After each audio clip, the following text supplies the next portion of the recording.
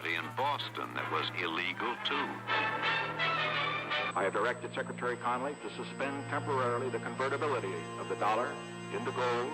We shall seek to establish and maintain a dollar which will not change its purchasing and debt-paying power during the succeeding generation.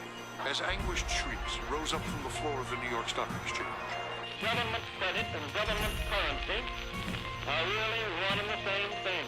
A reserve of gold and a small reserve of silver. So, and I said, well, what if it does happen? And he says, well, price will solve everything.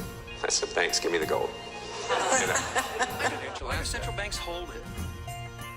Well, it's a form of reserves. So why don't they hold diamonds? Well, it's tradition, long-term tradition. Some people still think it's money. Hey, welcome back to the Genius Multi channel.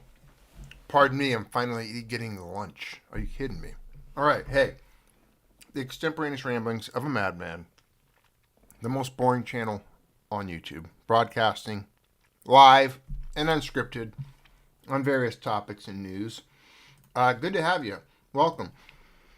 Don't yell at me when I tell you what I'm eating for lunch. Don't yell, please. I had to eat lunch.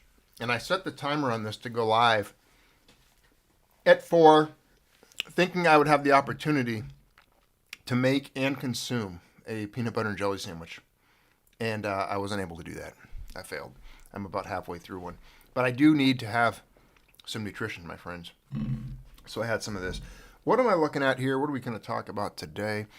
This was a conversation, today's video. It's not going to be a long one. I'll get to some news for you. I could probably bang the news out real quick, actually, if you wanted to. Here we go. Ready for some headlines? These are the ones I was talking about with some friends of mine. France is calling an early election. Belgium Prime Minister just resigned. Turkey is meeting with Russia about BRICS today. That's today. This was yesterday. It was tomorrow, but now we're in today. So apparently Turkey was meeting with Russia about BRICS, and that's today. Global economics changing quickly. Russian troops yesterday went on the offensive at Sumy at 5 a.m. that local time. There at the Russian front. A lot of things developing. I mean, the world is chaos. I was reading some of your comments, and it's like I'm not telling you anything. You guys know. You already see it. So today's video is pretty much for entertainment purposes. It'll be fun. I like these little gold comparison videos. Values, purchasing power over time. We've always had fun with them, and the more we talk about it, it just reiterates and oftentimes validates all the things that you and I already know. Let me take another bite of this sandwich, so just bear with me. Come on. I haven't eaten anything, and I've been working like a madman today, even though I'm not lifting anything over 20 or 30 pounds, doctor's orders. Just getting a little loose ends tied up, busy work. But here we go. This is what I wanted to share with you. All right. Now, this article, I found this after I was discussing this topic with a friend of mine. And then I carried this conversation over to a few friends. We all joined a discussion regarding the purchase of a Colt single-action army during the 1800s, the 19th century, and what the price was. This was the most technologically advanced pistol sidearm at the time. This was the peak of this type of weapon technology.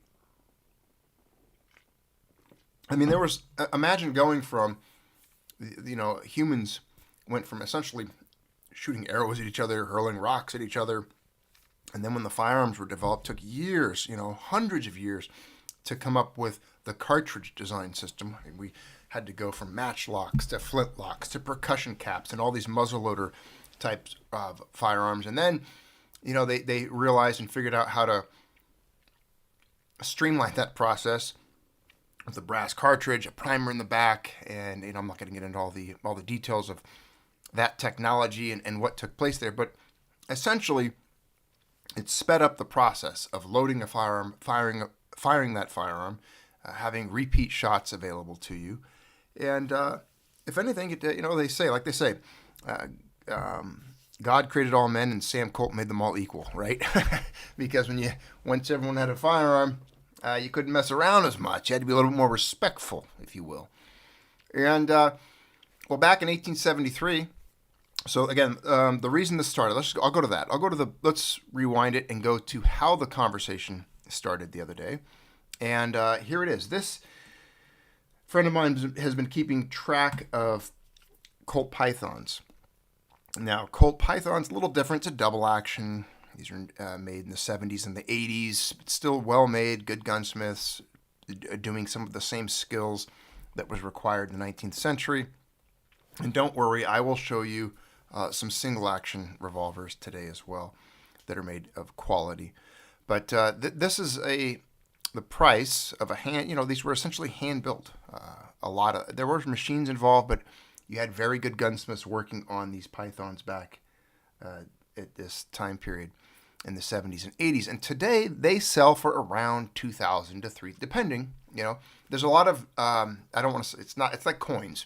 It's not numismatic value, but there is I didn't want to use the word antiquity, but there's a scarcity and a demand. These are rare. You're not just paying for a new item any longer that's going to be produced next year and the next year, and the supply is going up and they're available readily. No, these are harder to find. These older Colt Pythons, and even if you looked at like the Anacondas and the various different snake family of firearm names that Colt came out with at that time period, I believe they even had like a Viper and things like that. But Cobra, that's right, they had the Cobra. What else did they have? The Night Cobra. There's a few. But point is, these guns sell for essentially, let's just call it an ounce of gold, roughly, even to this day. Now, Colt is making some of these. Again, they're making some of these in a more modern way. I mean, there's a lot of mold-injected metal, MIM parts. Some complaints are coming out, and there's no gunsmiths alive anything close to what we had working on these revolvers back in like the 70s and the 80s. So those ones are, I think, according to some people, made of superior metals and craftsmanship. Although I've heard some of the redesigns and about the new lock mechanisms today has shown some improvements, but I don't know. I can't speak factually on that. Now, in discussing this, I ended up doing some research just because I wanted to be prepared when I spoke on this, and even emailed some facts to a friend of mine as we discussed it yesterday.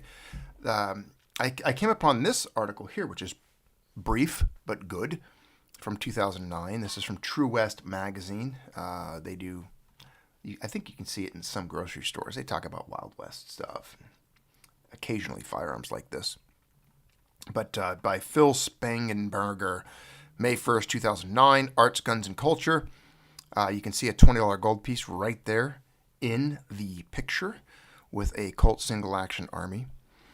Back in 1873, when Colt first introduced the Peacemaker, it sold for a whopping $17.50. Now, again, that is a number based on, like, I believe, from what I've read in other areas of the internets, a basic price, that's like an entry level. If you wanted custom stuff done to it, certain barrel lengths, certain enhancements, engraving, maybe things like that, you're gonna obviously push the price a little bit beyond that. So $17.50, if you look at that, I mean, an ounce of gold at that time period was a pure ounce of gold was $20.67. If you've been on this channel for the last decade or so, that should be a pretty common number for all of you. You should be like, oh, I get it, okay.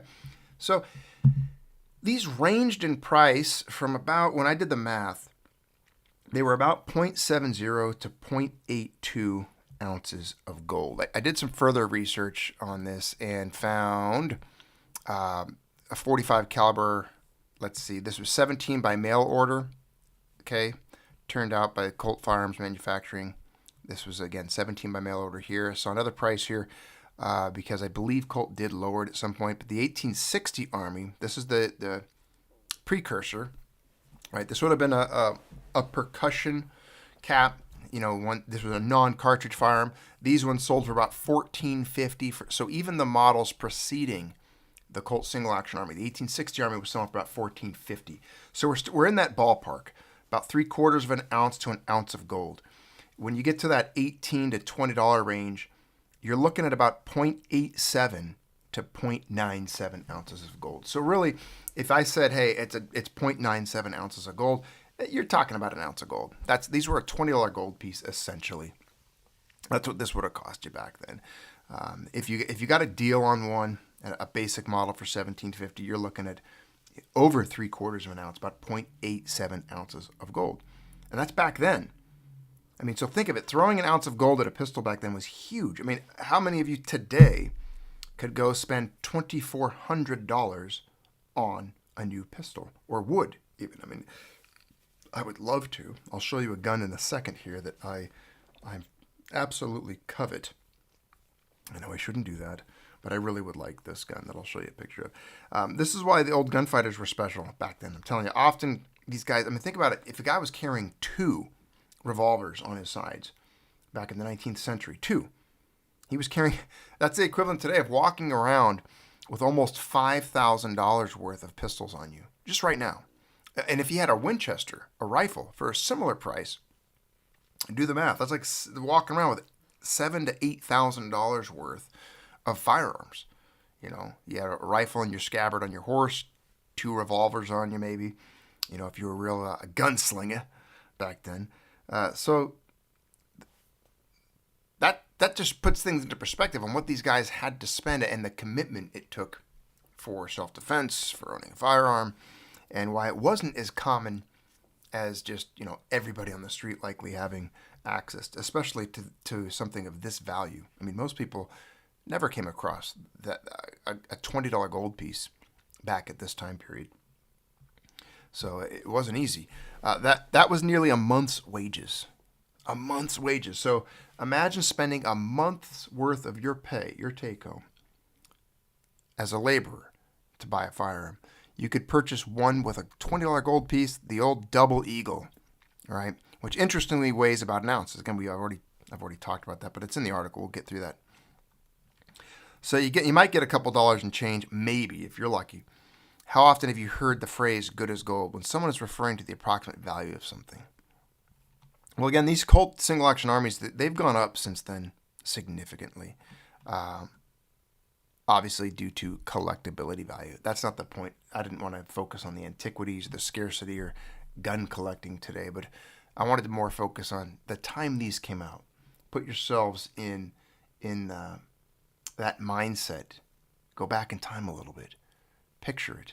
You know, picture throwing a $20 gold piece down on a counter to walk out with a firearm.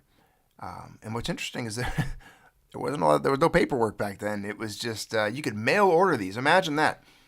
Imagine being able to mail order. Just send a check in or whatever, and have delivered to your house the apex, the zenith of technology, lethal technology at the time. Just came to your house, no questions asked. Boom, there it is. You got a gun. Gun in the mail. Beautiful. That's beautiful. That's the way it should be. That is the way it should be. I truly believe that. I really do. Now, today, the only Colt doesn't make. I believe they have. Again, I don't pay too much attention to what Colt does these days, but I have seen single action armies on their site. I believe they're no longer producing them. I could be wrong. Correct me if I'm wrong. I was under the impression that a lot of the Colts, pistols that are made today that have their name on it, they're having made by more Italian manufacturers overseas, because there is a foreign market that somewhat cheaply produces the Colt single action army design and sells them. You know, you got companies like Pieta, Uberti, Alec Baldwin, as a matter of fact, he shot 2 people with a reproduction. I think it was a Pieta. A Pieta is a cheaper brand. I mean, they're like $500-600, something like that. They're not very spendy, but they're also not very well made at all. Nothing compared to what you are looking at currently. This is I would love to have an original Colt, maybe a second generation Colt single action army if I could ever get my hands on one of those. But today, like right now, this is what I would go for. Sometimes you guys like when I share things, like when Junius throws his dream truck out there, or this something I'm looking at that I really enjoy, because I somewhat consider myself sometimes a connoisseur of fine things like, peanut butter and jelly sandwiches and single action armies. This is a company called Standard Manufacturing. Now, these are very, very well built. If anything, these are as quality built as a Colt was done back in the 1800s, 19th century. If anything, these are probably, and I hate to say this, I know this is going to tick some people off out there, but especially the big hardcore Colt fans, these might be a tad finer as far as the quality of the metallurgy with the modern steel methods of making, and of course the lock, the fit and finish. These are really well done. These are superb. Now you can order these, but they're not going to ship it to you like Colt did back in the day. You have to send these to an FFL, to a dealer. But these are, the point of this discussion here is these are about $2,200 starting, $2,199. Again, this is, in terms of gold, almost identical in price to 1870s and 80s and 90s, when these very same models produced were sold. We just looked at the prices back then. So when you look at this and you think, who's going to spend $2,200 on a Colt single action army like that? Well, a beautiful pistol, a fine pistol like this with beautiful hardwood grips and a case hardening process and a blued barrel and a blued cylinder that's fit and finished a lot by hand towards the end after very finely made metals are forged and machined and a barrel is cut. I mean, it's a process. I can't even pretend to know where to begin if I were to attempt the feat of producing something like this, something this fine. And now this here, this single action army is $2,200. Some people might balk at that. You know what? It's not bad. It's a low price as far as I'm concerned. As far, I would even go as far as to say this is a deal. This is a good deal. But it just shows you that gold, even to this day, has kept up, and so is firearms for that matter. But gold, its value, the labor that it represents, the goods and services that it's capable of acquiring remains unchanging. And I believe that it will stick by that for so long, so very long. Yeah, we saw the little dip recently. Remember that?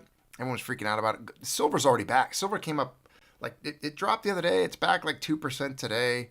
Again, like I told you, don't look at the day moves. Look at the long-term trends. Look at the decades. Look at the future. Look far out there. Briefly touched on the news this morning, or just moments ago, with the opening of this video. The world's only getting rougher, only getting worse, only getting more difficult, more challenging. The economic situation, I truly believe, is worsening in ways that are yet to be discussed by the news media, even here on the channel ourselves. E.W. Fisher, thanks for the super chat. Good friend. He goes, I own one of the Uberti clones. It has been a great little revolver. Uberti probably makes one of the best reproductions. They're far superior, in my opinion, and from what I've seen in handling, they're superior to like Pieta. And the higher end, some of the high end little custom companies out there like Taylor or Cimarron, some of their better guns that they produce, if you look at them and you read the name on the stamped, they're made by Uberti. So great choice, Fisher, E.W. Fisher, on getting an Uberti. They're phenomenal. These single action armies here, made by Standard Manufacturing, I believe are just a little notch above that. I have an Uberti 1875 Remington. It's nice, but look, there are some flaws in the workmanship. It's obvious. It's apparent when you look at it. I mean, you look at these things, and the let's see if we can get that up there. Oh yeah, look at that. You can get it right up on the screen. You can really get the you can see the detail work in the frame, and just very tight, very nicely made, very beautiful, beautiful pistol. And yeah, I would. I would throw down an ounce of gold for this. I probably would. Not yet, but one day. Oh, there's the other side of it there. Oh, look at this. And this is also really cool. They tune and time their screws. I want you to look at this. This is worth noting if you're ever looking at a firearm.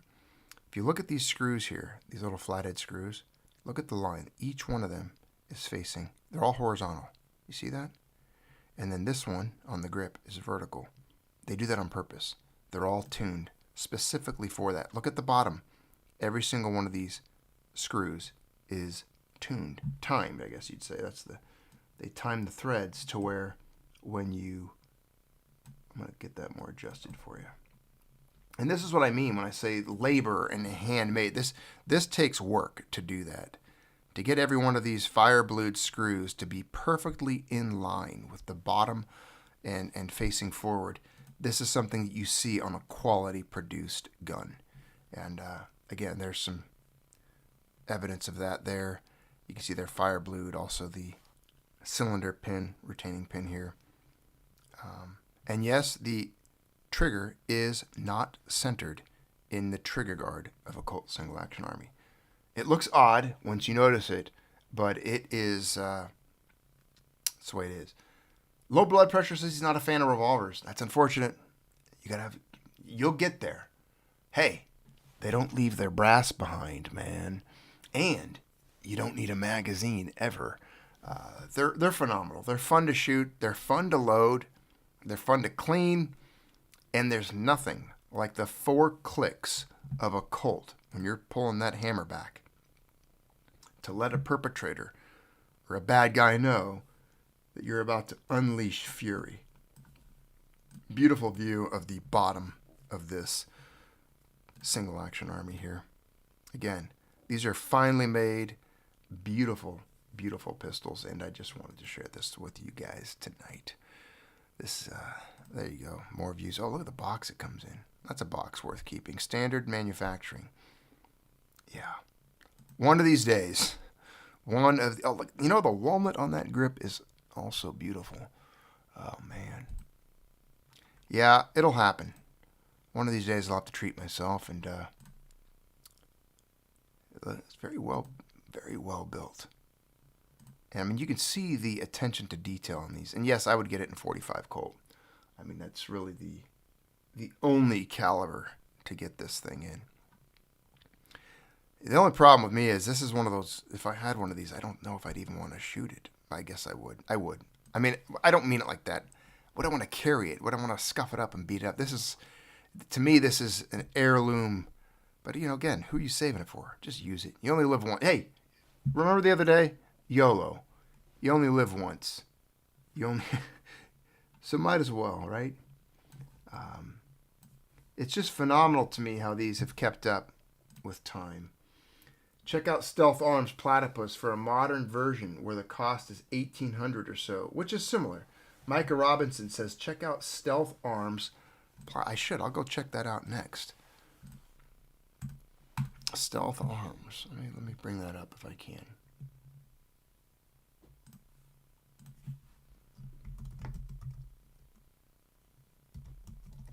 Going there now. Stealth Arms. Oh, look at that. The computer heard me. What do they make? Stealth Arms. Do they make... I see they make 1911s.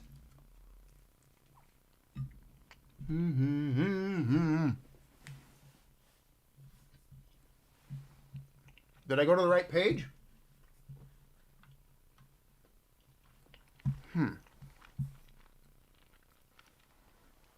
Oh, they're 1911s. Beautiful guns. I mean, yeah. These are not bad. These look well made. But, yeah, and again, any fine firearm, a well-made pistol, is going to set you back about an ounce of gold. I truly believe that, that's going to be a standard for years to come. That no matter what, the exchangeability of an ounce of gold for a well-made firearm will pretty much hold true. And that's just the way it's going to be. Anything that takes human labor, custom work, an expert, a profession, someone that took a lot of time in training, machinists, gunsmiths, things like that, you're going to pay for it. It's going to cost you. And it should. It really should, because again, you are paying for not only the work he's doing now, but all the years and labor and investment that individual put into perfecting his craft to get to where he is today to produce a fine firearm for you. And so, yeah, it's worth it. Absolutely worth it. And I think even these standard manufacturing guns are going to rise in value. I wouldn't doubt if you looked at these, I don't know how long they've been making them, but if you looked at these over the last 2 decades, I would imagine this number here, this $21.99, has done nothing but come up every year or every so many years. These will just keep going up. They'll track gold. They'll keep up with it. Yeah. But other than that, let's take a look over at today. Gold. There you go. Now it's a gold. It's 2,300, 2,311 today. Silver up 43 cents at 29.77. Micah Robinson says the platypus is a double stack 9 with a Glock mag. Not bad. Not bad. In that case, I just go with my 19, my Glock 19 or my 17. I got a 1911. It's Colt, as a matter of fact. A nice Colt. Never failed me once. And it's 45 ACP. Yes. It's a good gun. It's a really good gun, as a matter of fact. And I've had it for many years. It belonged to my dad. It was his firearm. And it's one of those guns that I'll never get rid of because it just has too much sentimental value to it. And you know what? I've essentially regretted selling almost every gun that I've ever gotten rid of in my life. I look back and there's been guns that I've sold, and I'll tell you, I just regretted it. There's a few that I don't, that I had duplicates of, but a lot of the firearms that I've sold over the years I regret. So I really try to pay attention to that. That's one of the things of advice I'd give most of you guys today is if you're thinking of selling a firearm, just think twice on it. Think twice on it. It's harder to get them again once you do. They typically, when you do sell it, if it's a good one, the next time you go look for one like it, it's going to be more than you sold it for. You'll probably have to pay more to replace it. And it doesn't turn out, it doesn't work out that well for some people. I sold a few in my time that I regret. I really do. A lot of times I would roll it into something else, another firearm or something, but it's just, you know what? Just don't. Just keep them. Keep all of them. And again, they're like gold. Again, they're an investment. I truly believe that firearms are a phenomenal investment over time, and they retain their value over time. And they have a practical purpose as well, and they have a function. They're a tool. They're good. They're very good. Very well. Very good to keep on hand. Probably going to get in trouble for making this because we're not supposed to talk about bang things online on the internet, but whatever. Hey, it's an economic discussion, YouTube. Give me a break. I'm having a peanut butter and jelly sandwich and a glass of milk, and I'm talking about Colt single action armies. Why? Because I can. Because I'm a free man. I'm a human being, and I have rights. I'm going to take another bite of the sandwich, so bear with me.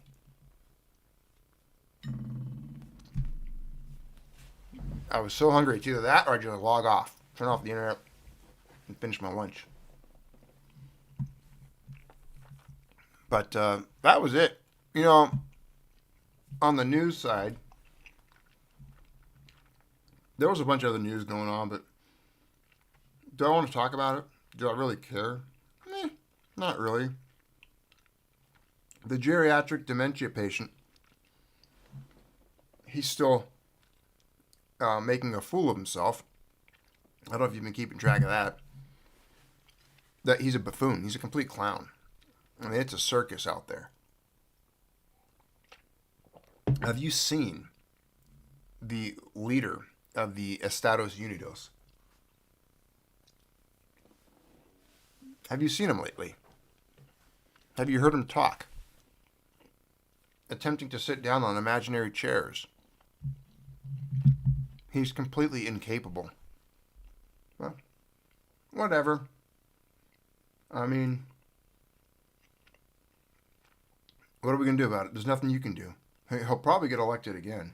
And when I say elected, I mean made president by whoever makes those decisions. You know,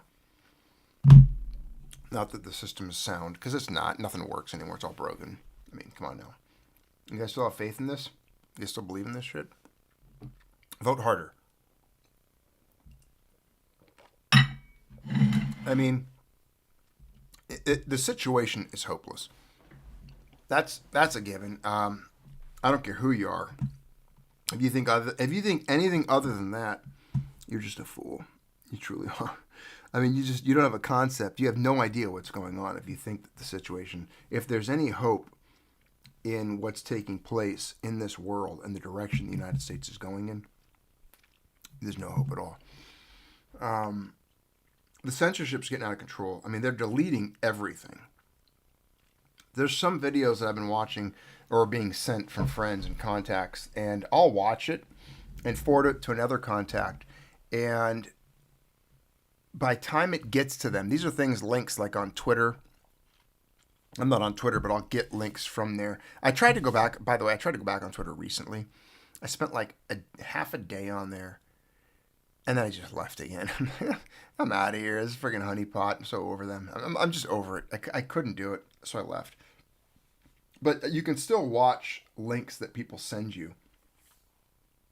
And they get deleted or erased from whatever, the internet, deleted by Twitter, fairly quickly.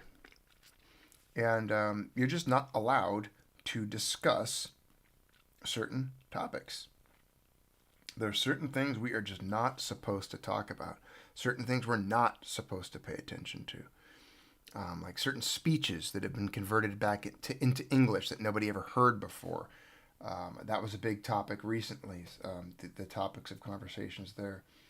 I mean, when you look at what's going on in this country, hyperinflation, the currency, the polluted alphabet people culture, and you know what I'm talking about, the LBGQTTABIFCT culture, this whole month of pride and stuff that they call it. It's worse than you can possibly imagine, and it's getting worse every single day. And then Mike Robinson, thanks for the super chat. He goes, "What concerns me is this admin pushing Russia's red lines. They now," I can't read what you're saying there. You said they now nucleophase subs. Oh yeah, they're sending nuclear subs in a fleet to Cuba, and Ukraine is launching attacks in Russia with U.S. support and yes, U.S. weapons. Micah, it's escalating dramatically. It's escalating dramatically, and the people escalating it are doing it with the full intent and purposes of causing a world war, bringing us into a world war, and eliminating a major part of this planet. A lot of the cultures on it, destroying Europe, destroying the United States, enslaving people. There's some ulterior motives going on. No one's going to stop it because the majority of the people are too stupid. They're too blind to it. The blind patriotism and all that. I mean, most people in America, like pastors and stuff, they're blindly supporting Israel because they don't understand even their own faith. They're ignorant to even their own faith and what the background of it and the facts regarding it. And it's just disgusting to me. It truly is. What they're doing. I mean, the lies we were told during the great pandemic.